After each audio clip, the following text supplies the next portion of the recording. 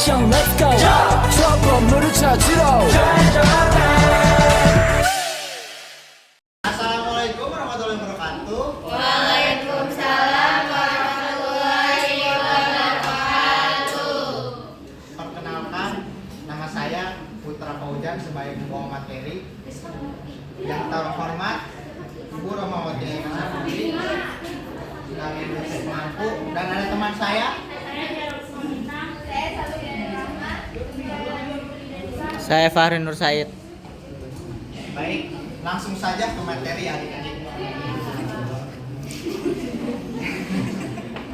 Arah kebijakan pengembangan kode etik profesi bimbingan dan konseling.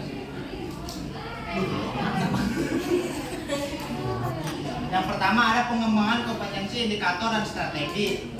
Yang pertama ada pengembangan kompetensi. Menurut Koswara dan Halimah, pengembangan profesi dapat dilakukan dengan melalui kegiatan penataan atau kursus pengembangan secara mandiri atau self development, kegiatan yang bersifat ilmiah, pendekatan terapan dan berbagai kegiatan lainnya.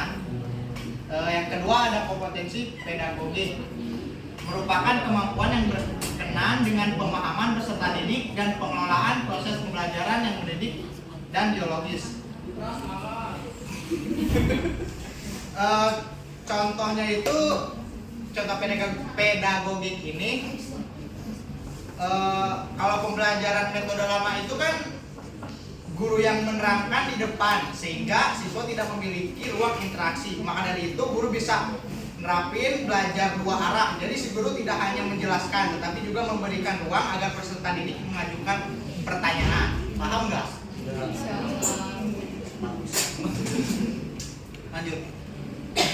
Yang ketiga ada peningkatan kompetensi kepribadian. Kemampuan kepribadian lebih menyangkut jati diri seorang guru sebagai pribadi yang baik, tanggung jawab, terbuka dan terus mau belajar untuk maju. Yang pertama ditekankan adalah guru itu bermoral dan beriman. Nah, yang bertindak sesuai dengan norma agama, hukum dan kebudayaan Indonesia dan juga menampilkan diri sebagai pribadi yang jujur, berakhlak mulia, teladan bagi peserta didik. Yang keempat ada peningkatan kompetensi sosial. Dalam Undang-Undang Nomor 14 Tahun 2005 tentang guru dan dosen dinyatakan bahwa kompetensi sosial adalah kemampuan guru untuk berkomunikasi dan berinteraksi secara efektif dan efisien dengan peserta didik, sesama guru, orang tua, atau wali peserta didik dan masyarakat sekitar.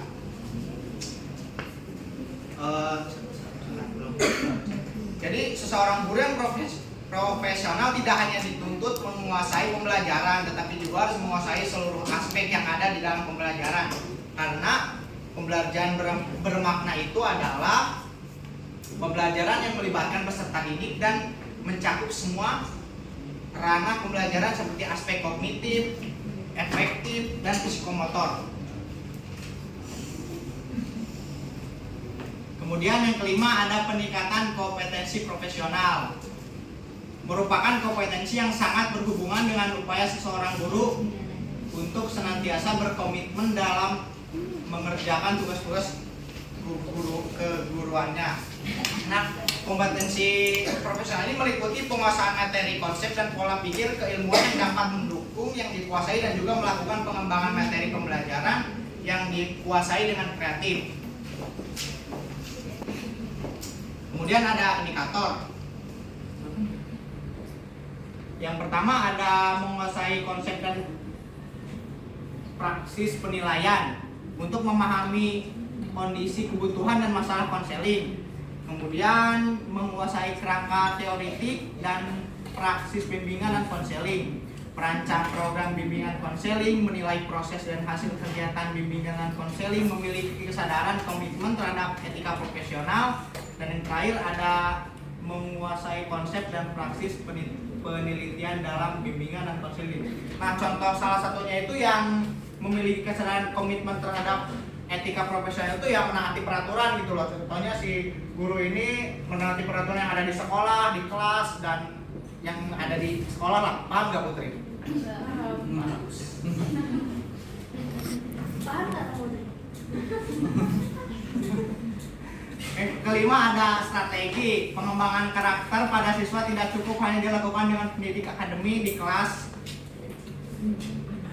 Dalam kelas akan tetapi memerlukan layanan psikoedukatif berupa layanan bimbingan konseling. Strategi layanan bimbingan konseling yang dapat dilakukan dalam mengembangkan karakter religius siswa ada poin-poinnya. Ini ada strategi layanan dasar, strategi layanan peminatan dan perancangan individual, dan strategi layanan responsif, strategi dukungan sistem. Contoh salah satunya kita ambil aja layanan dasar. Layanan dasar itu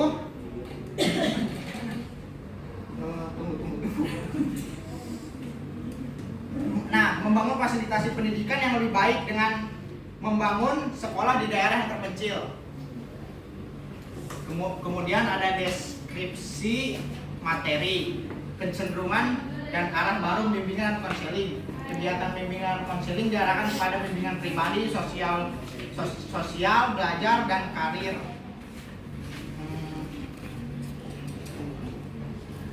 Nah, bimbingan pribadi dan sosial ini suatu bimbingan atau bantuan untuk membantu memecahkan masalah-masalah pribadi dan sosial seperti hubungan sama teman, penyesuaian diri dengan lingkungan, juga menyelesaikan konflik-konflik lainnya. Terus ada belajar. Bimbingan belajar salah satu usaha yang perlu dilaksanakan mencapai tujuan yang maksimal. Dan yang terakhir itu karir. Secara umum tujuan karir ini membantu untuk para siswa memiliki keterampilan dalam mengambil keputusan mengenai karirnya di masa depan. Kemudian ada pelayanan bimbingan dan konseling di sekolah secara konkret diarahkan kepada pengembangan berbagai kompetensi peserta didik. Ini masuknya ke contoh tadi yang karir. Biasanya kan di sekolah SMA itu ada yang tes IQ, terus tes kemampuan mandiri gitu. Pernah kan? Iya, benar sekali. Kasih Ibu. Lanjut. Kemudian ada esensi bimbingan dan konseling. Ada beberapa macam esensi pada layanan bimbing dan konseling, yaitu esensi bimbingan konseling pada jalur pendidikan formal, esensi bimbingan konseling pada jalur pendidikan formal dan informal.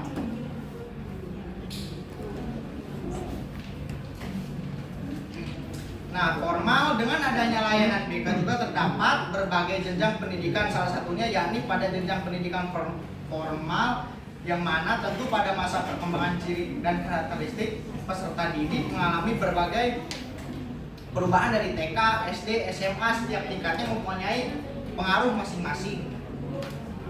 Nah, contoh anak TK itu biasanya anak TK ini masuk sekolah kelas kadang emosinya belum stabil. Nah, bagaimana caranya guru mengatasi kecemasan anak tersebut? Si guru harus biasanya kayak membujuk, ngajak main dulu agar emosionalnya itu bisa diredam, ditahan. Benar. Kemudian yang SD, terkadang anak SD itu juga suka masih berantem masalah pertemanan. Nah, bagaimana guru ngasih solusinya itu? Gimana caranya si pertemanan ini makin solid gitu loh.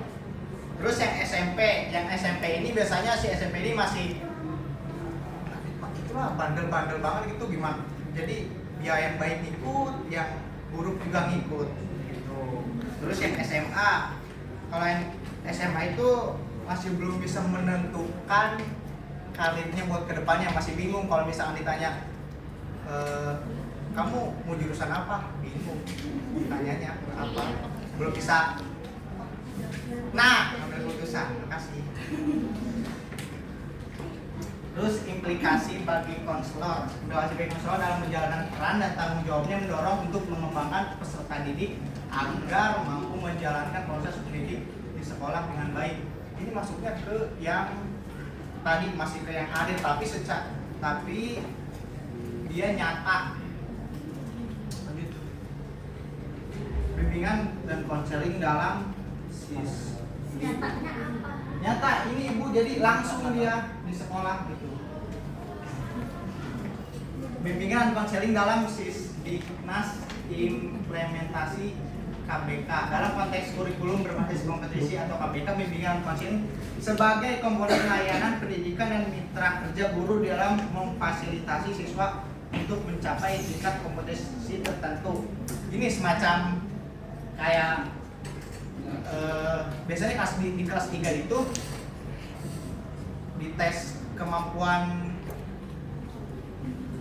kita masuknya cocoknya ke jurusan mana gitu loh. Lebih ke situ sih. Psikotes. Ya. Baik, sampai di sini ada yang mau bertanya? Saya Devira Mengapa kode etik harus ditegakkan dalam pelaksanaan kegiatan konseling dalam berbagai setting? Saya Siti Gazia mau bertanya. Kenapa pengembangan indikator harus dikembangkan? Kenapa indikator harus dikembangkan? Indikatornya apa yang dikembangkan? Indikator yang bagaimana?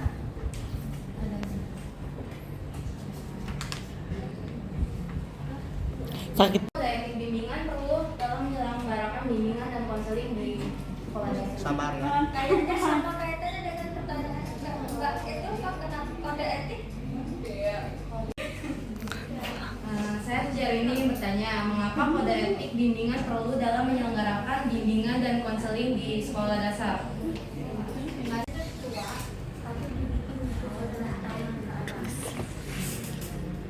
Nah, sehingga otomatis banyaklah yang naksir.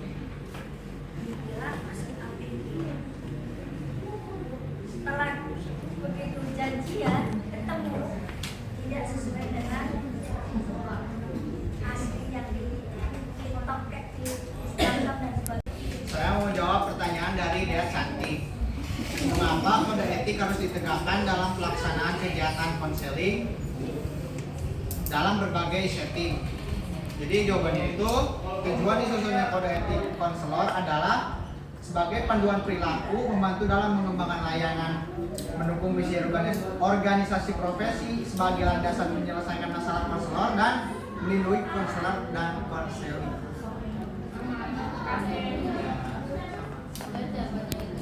Saya akan menjawab pertanyaan dari India. Pertanyaan tadi, kenapa pengembangan indikator dalam mengukur kompetensi siswa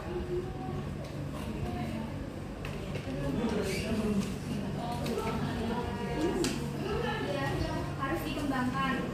Jadi indikator itu harus dikembangkan dengan baik oleh seorang guru karena dalam pengembangan indikator yang baik akan mengukur kompetensi siswa dan standar kompetensi siswa. Terus pertanyaannya Mbak ini. Saya akan menjawab pertanyaan dari Suci. Mengapa kode etik bimbingan perlu dalam penyelenggaraan bimbingan dan konseling di sekolah? Dalam bimbingan dan konseling, kode etik dapat dimaknai sebagai perangkat aturan, nilai dan sikap yang telah disepakati dan harus ditaati oleh anggota organisasi bimbingan dan konseling dalam menjalankan tugasnya. Nah, kode etik sendiri ini berfungsi untuk melindungi konselor dari adanya pengaduan malapraktik. Gimana sih, Ci? Kayak dokteran itu juga ada kode etiknya, sikapnya dan sebagainya. Kayak contohnya misalkan si pasien ini sakitnya yang tidak harus dikasih tahu ke keluarganya. Karena apa? Supaya orang tuanya itu tidak kepikiran, tidak terkena psikis juga. Jadi seorang dokter itu merahasiakan. Dokter melakukan langkah apa yang bisa menemukan itu strategi apa untuk mengobati si pasien tersebut tanpa harus memberikan mengasih tahu penyakit ini kepada keluarganya.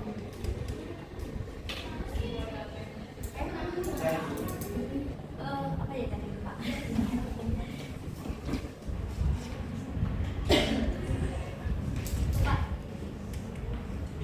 Pak, kenapa seorang BK itu harus melakukan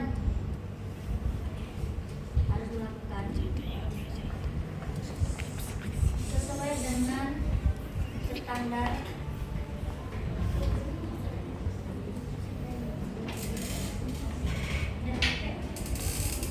pemerintah.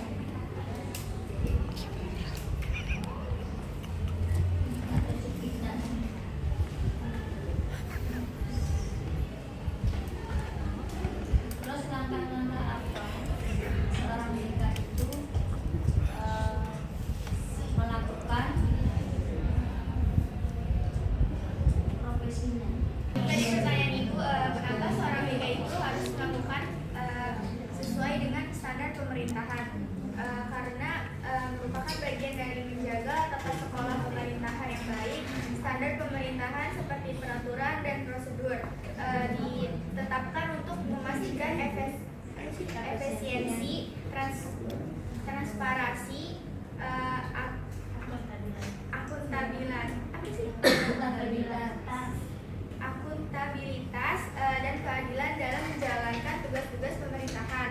Terus melaksanakan sesuai standar pemerintahan itu membantu mencegah penyalahgunaan kekuasaan dan memastikan bahwa kebijakan dan program pemerintahan dapat dijalankan dengan baik demi kesejahteraan masyarakat. Nah, intinya itu laksanakan sesuai dengan pemerintahan itu supaya tidak menyalahgunakan kekuasaannya. Sekarang banyak kan tentang berkuasa otoritas yang di bawah.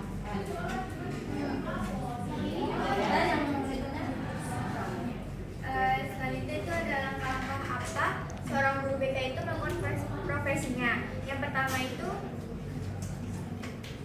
misalnya itu penilaian siswa. Guru BK melakukan penilaian siswa untuk memahami kebutuhan, minat, bakat, dan tantangan mereka. Yang kedua, konseling individu, yaitu guru BK memberikan konseling individu kepada siswa untuk membantu mereka mengatasi masalah pribadi, emosional, dan akademis. Yang ketiga itu ada konseling kelompok, yaitu guru BK dapat mengadakan sesi konseling kelompok untuk mengatasi isu-isu yang bersamaan di antara siswa seperti masalah kekerasan sekolah atau persiapan ujian. terus satu lagi, gimana seorang BK ketika anak siswanya itu melakukan kan siswa kelas 12 ya, otomatis kan akan kelulusan. Untuk menentukan atau membentuk ke arah supaya anak tersebut sesuai dengan tujuannya atau cita-citanya. Kelas 3 khususnya tidak melakukan kesalahan pilihan melakukan tujuan. Kelas 3 tuh kita kayak konsultasi sama guru BK pas SMA itu mau jurusan apa gitu, kayak nggak, jadi kita nggak salah jurusan gitu Bu, kita konsultasi sama guru BK kayak bisa pakai Psikotes.